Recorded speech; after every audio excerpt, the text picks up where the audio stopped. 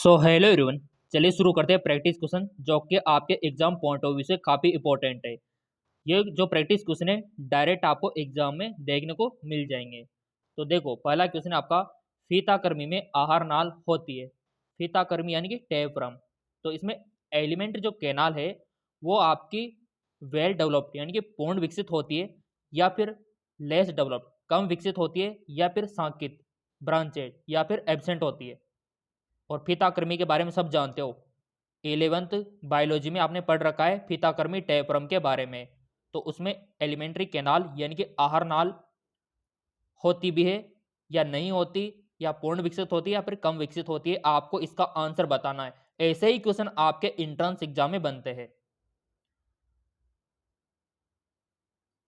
सो बहुत ही आसान है इसका आंसर। फीताकृमि में एलिमेंट्री कैनाल अणु उपस्थित रहती है, एबिसेंट रहती है। याद रखना क्या रहती है, एबिसेंट यानी कि होती नहीं है। तो इसका राइट ऑप्शन हो जाएगा आपका ये वाला। और फीताकृमि तो आई होप सभी ने देखा होगा, अगर नहीं देखा है तो चलो यहाँ पर इमेजेस हम आपको दिखा देते हैं फीताकृमि की।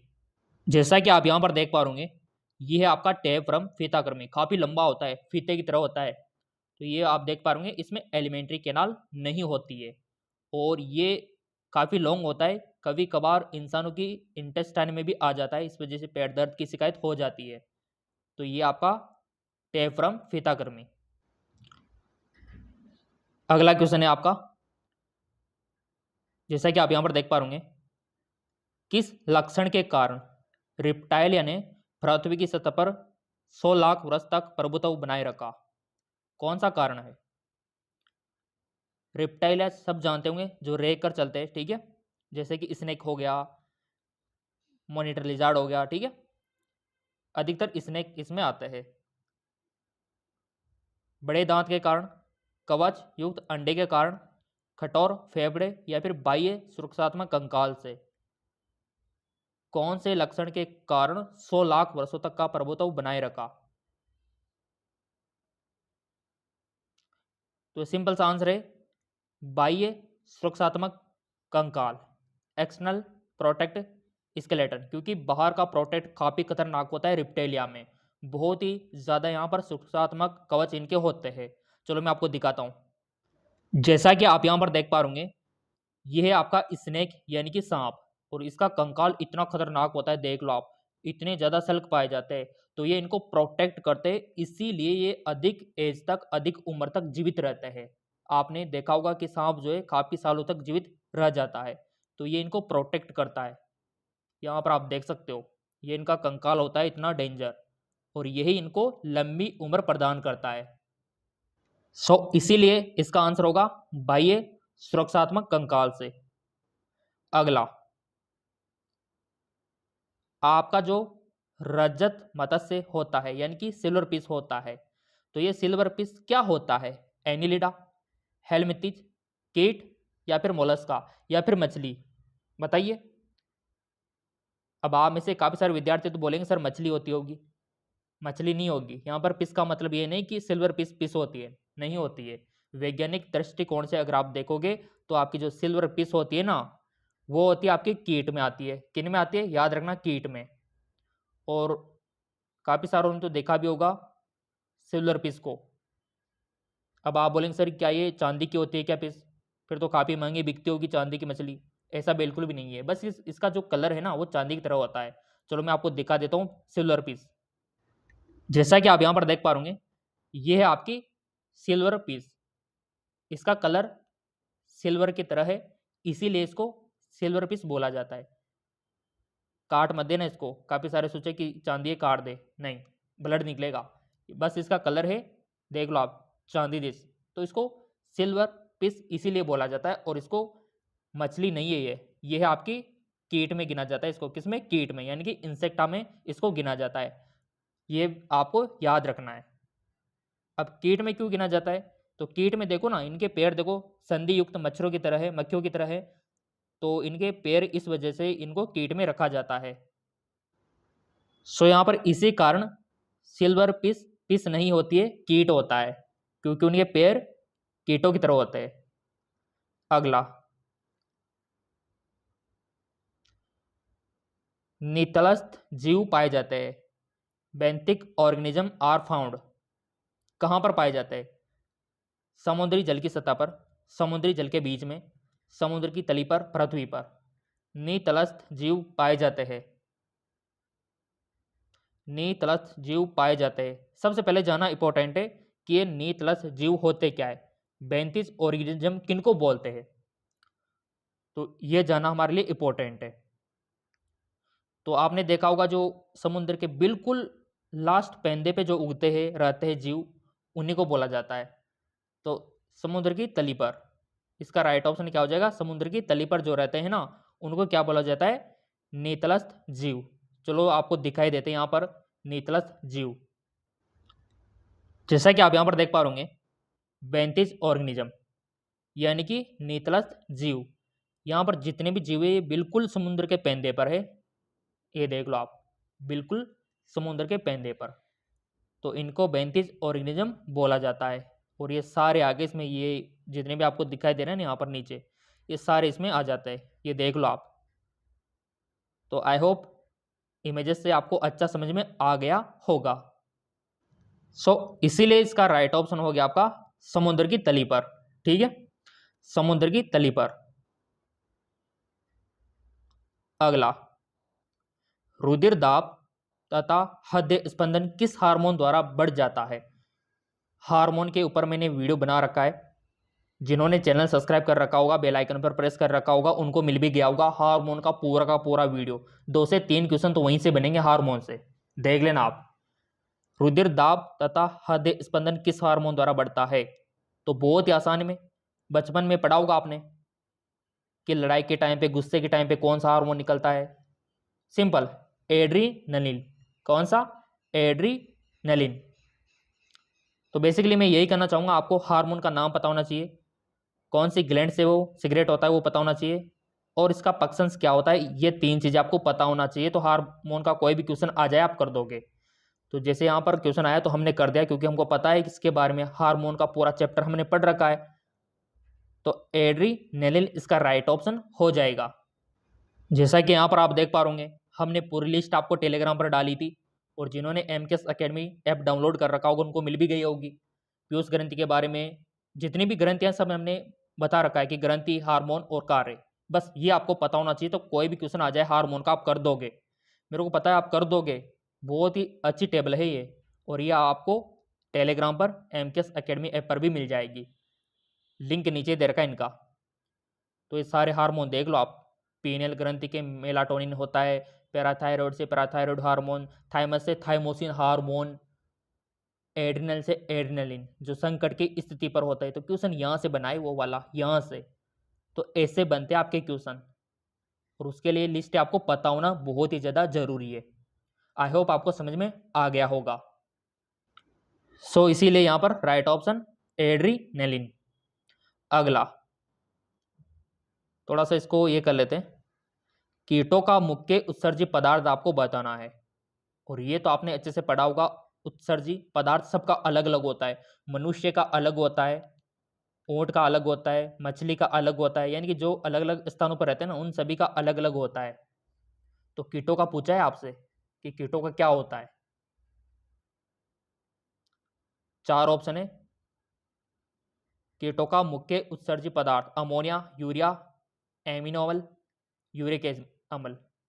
बताइए विद्यार्थियों। यहाँ पर बहुत ही आसान है। ये जो पक्षी है इनका जो एक्सक्रेटरी प्रोडक्ट होता है यूरिक अम्ल होता है। क्या होता है? यूरिक अम्ल। अगर क्वेश्चन यूं पूछ लिया जाए कि मछलियों का क्या होता है, तो मछलियां आपने देखा होगा कि पानी में रहती है, ये हर टाइम उत्सर्जन कर सकती है, यानी कि इसमें विषैला पदार्थ अधिक होगा तो भी कोई दिक्कत नहीं है, क्योंकि ये पानी में रहती है, निकालेगी पिएगी, निकालेगी पिएगी, कोई दिक्कत नहीं, क्योंकि पानी में ही तो है ना। तो अमोनिया होता है। ठीक है, अब इंसानों की बात करें तो इंसान तो देखो नॉर्मल में रहता है, ना तो ज़्यादा पानी में ना ज़्यादा सूखे में, बीच वाले में रहता है। तो इसके लिए यूरिया यानी कि कम हानिकारक, थोड़ा कम हानिकारक रहेगा इसके लिए। ठीक है, तो ऐसे आपको अरेंज करना होता है इस प्रकार से।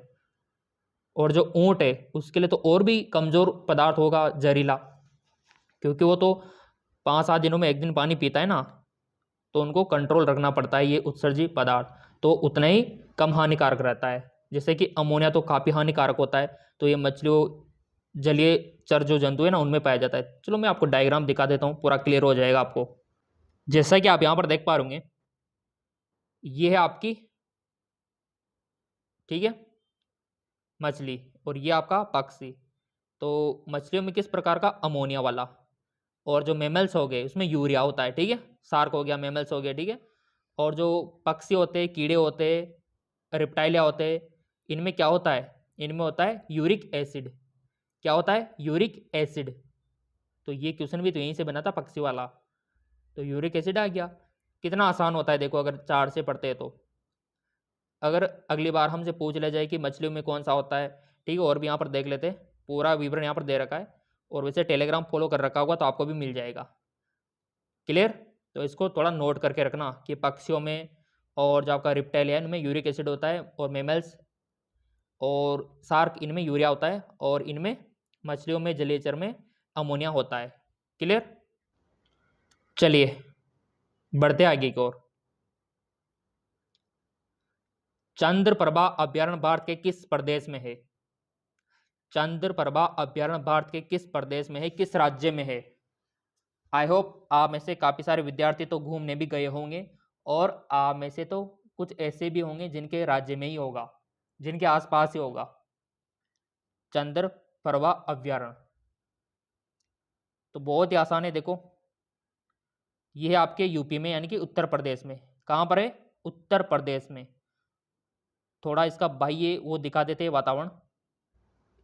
यहाँ पर आप देख सकते हो चंद्रप्रभा अभ्यारण्य उत्तर प्रदेश, ये देख लो आप, ये इसका बाह्य द्वार है। काफी जंगल है, घना जंगल है अंदर, देख लो आप, काफी घना जंगल, ठीक है। और यहाँ पर लिखा हुआ है, ये देखो आप, पूरा का पूरा सो आपके उत्तर प्रदेश में, ठीक है। चलिए अब क्वेश्चन यू भी बन सकता है कि उत्तर प्रदेश में कहाँ पर, कौन सी डिस्ट्रिक्ट में है, उसका भी ध्यान रखना थोड़ा सा। काफी बार जैसे राजस्थान से क्वेश्चन बनता है कि रणथंभौर कहाँ पर है, तो राजस्थान तो पता होता है, काफी सारों को रणथंभौर के बारे में पता नहीं होता, सवाई माधोपुर के बारे में पता नहीं होता कि सवाई माधोपुर में है, ठीक है। तो ऐसे आपको डिस्ट्रिक्ट भी पता होना चाहिए। मनुष्य में कौन अवशेषी अंग नहीं है, विच इज नॉट वेस्टिकल ऑर्गन, यानी कि बिना काम के, जो हमारे शरीर में कोई काम के है ही नहीं, उनको बोलते वेस्टिकल ऑर्गन। यानी कि उनको हटा भी दिया जाए ना तो कोई दिक्कत नहीं, वो अंग आपको यहाँ पर नहीं बताना है, यानी कि काम का अंग आपको बताना है। यानी कि 3 तो यहाँ पर वेस्टिकल है, यानी कि आपके अवशेषी अंग है, ठीक है। बाकी एक नहीं है, तो वो नहीं वाला बताना है। तो देखो विद्यार्थियों, हमारा कर्ण पल्लव क्या है, अवशेषी अंग है, अगर हटा भी दिया जाए तो कोई फर्क नहीं पड़ता। कॉक्सिस, हमारी जो रीढ़ की हड्डी होती है, पहले पूंछ हुआ करती थी, पता है ना आपको, पूंछ इंसानों में हट गई, क्या फर्क पड़ता है, यानी कि वो भी अवशेषी, ठीक है। अब आता है तीसरा आपका एपिग्लोटिक्स, ये तो बहुत ही ज़्यादा जरूरी है, अगर ये नहीं होगा तो इंसान की मृत्यु हो सकती है। तीसरा है वेस्टिक, यानी कि अपेंडिक्स, तो अपेंडिक्स का तो कोई काम है ही नहीं, तो ये भी यहाँ पर अवशेषी है, ये भी है, ये भी है, ये वाला नहीं है, तो आंसर भी यही होगा, क्योंकि यहाँ पर नहीं है पूछा है, क्या पूछा है, नहीं है। इसका थोड़ा ध्यान रखना आप नोट का। तो एपिग्लोटिक्स हमारा वेस्टिकल ऑर्गन नहीं है, बाकी के सारे है। क्लियर। मनुष्य के मस्तिष्क में ताप नियंत्रक केंद्रक होता है, बहुत अच्छा क्वेश्चन हर बार बनता है। Thermoregulatory centre in brain, pituitary, diencephalon, hypothalamus. तो इसका राइट ऑप्शन हो जाएगा आपका हाइपोथैलेमस। यह आपका ताप नियंत्रक होता है, हाइपोथैलेमस। चलो डायग्राम देख लेते हैं। ये है आपका मस्तिष्क, और ये इसमें हाइपोथैलेमस, ये रहा, ये वाला। तो ऐसे आपको पता रखना होता है। तो ये डायग्राम से आपको पिट्यूटरी, हाइपोथैलेमस, पोस्टीरियर, एंटीरियर सब आपको डायग्राम से पता लग जाता है। क्लियर। अगला, अनुकुंपी तंत्रिका तंत्र किसके द्वारा कार्य करता है। The sympathetic nerve system work through norepinephrine, acetylcholine, adrenaline, इनमें से कोई नहीं। तो बचपन में भी पढ़ा होगा अनुकंपी प्रानुकंपी तंत्रिका तंत्र के बारे में। अगर नहीं पढ़ा है तो थोड़ा सा मैं आपको दिखा देता हूं डायग्राम। ये देखिए, एक तरफ पैरासिम्पैथेटिक, एक तरफ सिंपैथेटिक, ठीक है। दोनों को अच्छे से देखो आप। एक यहां पर आंख को डायलेट करता है, दूसरा खोलता है। एक हृदय को गति देता है, दूसरा कम करता है, ठीक है। यानी कि अपोजिट काम करता है ये। तो ये होता है आपका पैरासिम्पैथेटिक और सिंपैथेटिक। सो यहां पर कौन काम करेगा? आपका एड्रीनेलिन, एड्रीनेलिन, ठीक है। ये काम करता है इन पे, यही तो काम करता है। जैसे आपने डर आ गया तो धड़कन बढ़ जाती है ना, आंखें खुल जाती है। तो एड्रीनेलिन उत्परिवर्तन यानी कि जो म्यूटेशन है होते हैं, अधिकांश लाभदायक, सदैव लाभदायक, सदैव हानिकारक, बहुत ही कम लाभदायक। तो म्यूटेशन आपने देखा होगा कि म्यूटेशन के कारण हमारे जो काले बाल होते हैं वो बीच बीच में सफ़ेद हो जाते हैं, ठीक है। ये म्यूटेशन के कारण होता है। तो मैं तो यही कहूँगा कि बहुत ही कम लाभदायक होता है ये, बहुत ही कम। क्योंकि काले बालों में सफ़ेद बाल आना ये कौन सा लाभ है? हानि तो है ना। तो बहुत ही कम लाभदायक होते हैं, ठीक है, बहुत ही कम लाभदायक। क्योंकि काले बाल सबको अच्छे लगते हैं, हेयर स्टाइल काले बालों से ही अच्छी लगती है, ठीक है ना। तो उत्परिवर्तन के कारण वाइट हो जाते हैं। वायरस द्वारा होने वाला रोग, अब बताओ आप। पूरा मैंने वायरस का वीडियो भी बना रखा है। कौन कौन सी बीमारियां वायरस से होती है, कौन कौन सी बीमारियां बैक्टीरिया से होती है, कौन कौन सी प्रोटोजोआ से होती है, कौन कौन सी आपके कवक से होती है, पूरा मैंने बता रखा है आपको वायरस द्वारा। तो देखो मैं आपको बता देता हूं। विब्रियो खोलेरी एक बैक्टीरिया जिसे हैजा होता है, यानी कि ये बैक्टीरिया है विब्रियो खोलेरी जिसे हैजा होता है। तो ये भी बैक्टीरिया से होता है। टाइफाइड किससे होता है? साल्मोनेला टाइफी बैक्टीरिया से होता है। बेरी बेरी किससे होता है? आप बोलोगे सर विटामिन से, तो सही बात है, विटामिन से, ठीक है। अब एक बचा इन्फ्लुएंजा, जुकाम जैसा इन्फ्लुएंजा कुछ बचा है, तो यही तो वायरस से होता है ना। तो इन्फ्लुएंजा किससे होता है? वायरस से। और पूरी लिस्ट में आपको अगेन यहाँ पर दिखा देता हूँ। जैसा कि यहाँ पर आप देख पा रहे होंगे, ये पूरी लिस्ट मैंने आपको बताई थी विषाणु से होने वाले रोग। तो यहाँ पर ट्रिक थी RPMT एंड IBPS की CD वायरस की दुकान पर। ये क्या थी ट्रिक? तो R मीन्स रेबीज, ये भी किससे होता है? वायरस से। P फॉर पीलिया वायरस से, मीजल्स वायरस से, ट्रोकोमा वायरस से, एड्स वायरस से, ये रहा इन्फ्लुएंजा। तो ऐसे पता होना चाहिए ट्रिक आपको। अब आप बोले सर ये डायग्राम PDF हमको चाहिए, तो MKS अकेडमी ऐप डाउनलोड कर लो ना, लिंक डिस्क्रिप्शन में दे रखा है। तो ऐसे पता रखना होता है आपको ट्रिक के साथ, कोई भी क्वेश्चन आ जाए कर दोगे आप। तो RPMT एंड IBPSC की CD वायरस की दुकान पर ये इसकी ट्रिक है वायरस के रोगों की। दूसरी ओर आता है आपका बैक्टीरिया, और बैक्टीरिया का डायलॉग है, ट्रिक है, टीकू सीढ़ी में बनी है पटाखा। टीकू है ना जो साड़ी में बनी है पटाखा, ऐसे बोल लो आप। तो टीकू किसी लड़की का नाम है जो साड़ी में बने है पटाखा। तो पूरे बैक्टीरिया के आपको याद हो जाएंगे, ऐसे याद रखना होता है। सो यहां पर इसी कारण राइट ऑप्शन इन्फ्लुएंजा हो जाएगा। कैमल यानी कि ऊंट के, आरबी से आपको बतानी है, ऊंट के लाल रुधिराणु होते हैं। देखो विद्यार्थियों, हर एक जो जीव है, जैसे कि मनुष्य हो गया, ऊंट हो गया, मेंढक हो गया, कॉकरोच हो गया, इनके आरबीसी में बहुत बड़ा अंतर होता है, ठीक है ना कुछ डिफरेंट आपको मिलेगा ही मिलेगा। तो ऊंट के लाल रुधिराणु होते हैं, कैसे होते हैं? अंडाकार, केंद्रक रहित, गोल, केंद्रक युक्त, गोल, केंद्रक सहित। तो कैसे होते हैं? ये 4 ऑप्शन दे रखे आपको।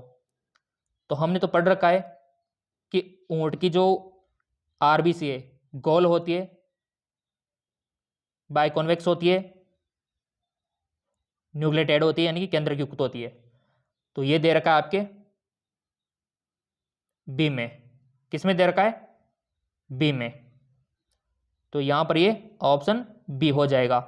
और डायग्राम भी देख लो इसका, जैसा कि यहां पर आप देख पा रहे होंगे, ये आपकी ह्यूमन ब्लड सेल, ठीक है, और ये आपका कैमल।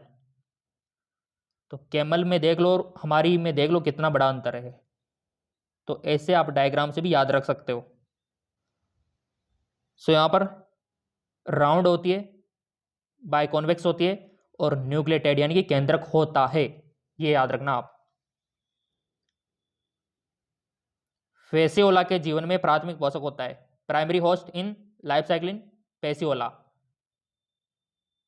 अब आप बोलेंगे सर ये पेसियोला क्या होता है? काफी सारों ने नहीं देखा होगा पेसियोला, तो पहले पेसियोला को देख लेते हैं। ये है आपका पेसियोला, बरसात के टाइम पे कहीं ना कहीं देखा होगा पेसियोला। और ये इसका जीवन चक्र। तो जीवन चक्र में क्या क्या आ रहा है देख लो आप। इधर गाय भी आ रही है, भेड़ भी आ रहा है, ठीक है। मैं तो इसमें पूछा गया है गाय का तो कहाँ पर काम हो रहा है, भेड़ का कहाँ से स्टार्ट हो रहा है, ये आपको पता रखना है। और इंसान भी इसमें आ रहा है पेसियोला में। तो ये डायग्राम अगर आपको याद है तो अभी जो क्वेश्चन पूछा वो आ जाएगा आपको। सो इसका राइट ऑप्शन आ जाएगा आपका भेड़, ठीक है। प्राथमिक पोषक क्या है? भेड़, याद रखना। अभी डायग्राम देखा था ना हमने, भेड़। माइटोकॉन्ड्रिया की अधिक संख्या किसमें होती है? तो हर किसी को पता है कि एनर्जी की जरूरत कहाँ पर अधिक होती है? जहाँ पर हमारी पेशी जिंदगी भर चलती रहती है, यानी कि हृदय पेशी में, क्योंकि ये जिंदगी भर चलती रहती है। हम सो जाते तब भी हृदय धड़कता रहता है, काम करती रहती है पेशियां। ये पेशियां कभी भी राहत महसूस यानी कि आराम नहीं करती। तो हृदय पेशियों में होगा। मस्तिष्क की उत्पत्ति किस प्राथमिक जनन स्तर से होती है? Brain development from which primary germ layer? Endoderm, mesoderm, ectoderm, या फिर एक्टो एंडो दोनों? डायग्राम मैंने आपको अच्छे से दिखाया था पहले, वो डायग्राम पता है तो आप कोई भी क्वेश्चन आ जाए जर्म लेयर का कर दोगे, जनन स्तर का कोई भी क्वेश्चन आ जाए कर दोगे आप। तो अगेन मैं आपको दिखा देता हूं। जैसा कि आप यहां पर देख पा रहे हैं, एक्टोड्रम, मेसोड्रम, एंडोड्रम। तो एक्टोड्रम में कौन कौन से ऑर्गन का डेवलपमेंट होता है? नर्वस सिस्टम और स्किन। मेसोड्रम में किस किस का होता है? Muscles, skeletal, kidney, reproduction. Endoderm में किस किस का होता है? ग्लैंड्स का, लंग्स का, और पाचन तंत्र का। तो अभी जो क्वेश्चन बना था कि मस्तिष्क का, तो मस्तिष्क क्या है? Nervous system. और वो किससे बना हुआ है? एक्टोड्रम से। सिंपल। अगर वो पूछ लेता कि मसल्स किससे बना है, तो मेसोड्रम से। अगर वो पूछ लेता कि लंग्स किससे है, तो एंडोड्रम से। तो ये डायग्राम इंपॉर्टेंट है आपके लिए, काफ़ी सारे क्वेश्चन तो आप डायग्राम से ही कर दोगे। तो मस्तिष्क, एक्टोड्रम राइट ऑप्शन होगा। सो यहां पर इसीलिए राइट ऑप्शन एक्टोड्रम, ठीक है, एक्टोड्रम। हाथी के लंबे दांत किसका रूपांतरण है? हाथी के लंबे दांत किसका रूपांतरण है? तो बच्चों वाला क्वेश्चन है। हाथी के दांत तो सबने देखे ना, सबने देख रखे लगभग। ये होते हैं हाथी के दांत, ये बाहर वाले, ये वाले। तो ये किसका रूपांतरण होते हैं? ये हाथी के दांत वाइट वाइट वाले किसके रूपांतरण होते हैं? तो देखो विद्यार्थियों, हाथी के दांत ऊपरी होते हैं, ठीक है। तो सिंपल सी बात है, ऊपरी इंसिजर, ठीक है, ऊपरी इंसिजर, अपर इंसिजर, ठीक है, ये हो जाएगा। बहुत आसान है, बहुत आसान। रणथंबोर राष्ट्रीय उद्यान कहाँ पर है? Ranthambore national park is located Uttar Pradesh, Maharashtra, Rajasthan, Gujarat. तो सिंपल सी बात है, सवाई माधोपुर राजस्थान में, ठीक है। रणथंबोर, जहाँ पर कैटरीना कैफ एक्टर्स की शादी का प्रोग्राम रखा गया था, राजस्थान, सवाई माधोपुर, रणथंबोर, ठीक है। ऐसे भी याद रख सकते हो। ग्रेफ चक्कर का महत्व होता है, ये तो बच्चों का क्वेश्चन है। जो आपका ग्रेफ साइकिल होता है, थोड़ा सा मैं आपको दिखा देता हूँ। ये होता है आपका ग्रेफ साइकिल, ये होता है आपका ग्रेफ साइकिल, ये वाला। साइट्रिक एसिड साइकिल भी इसको बोलते हैं, दूसरा नाम भी याद रखना, पूछ ले जाते हैं काफी बार। सो बहुत ही आसान है इसका राइट ऑप्शन, ऑक्सीकरण फास्फोरिलेशन द्वारा एटीपी का निर्माण करना। बच्चों वाला क्वेश्चन, एटीपी का निर्माण करना, ठीक है। और ये इजी क्वेश्चन आ गया, सबसे इजी क्वेश्चन।